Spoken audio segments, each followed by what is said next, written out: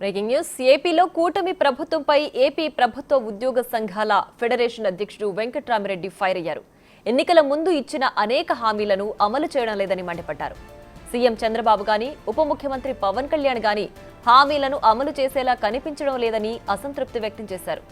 ఉద్యోగ సంఘాల నాయకులను ఇబ్బంది పెట్టే వారి పేర్లు రాసి పెట్టుకుంటామని, భవిష్యత్తులో అటువంటి వారికి తగిన మూల్యం చెల్లించుకుంటామని వెంకట్రామిరెడ్డి స్పష్టం చేశారు.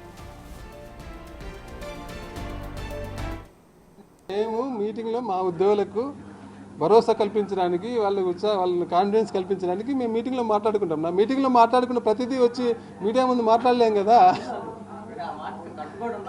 ఖచ్చితంగా అంటే నేను అనేది ఖచ్చితంగా ఏపీజీఎఫ్లో ఉద్యోగులు మా సంఘంలో ఉన్నారు కాబట్టి ఆ కారణంతో ఎవరైనా ఇబ్బంది పెడితే ఖచ్చితంగా వాళ్ళు దానికి మూల్యం చెల్లించుకునే రోజు ఖచ్చితంగా వస్తుంది.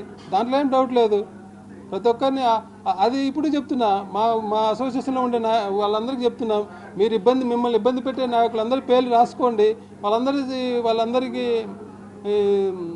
ఇష్యూస్ సెటిల్ చేసుకునే టైం మనకు ఖచ్చితంగా వస్తుంది.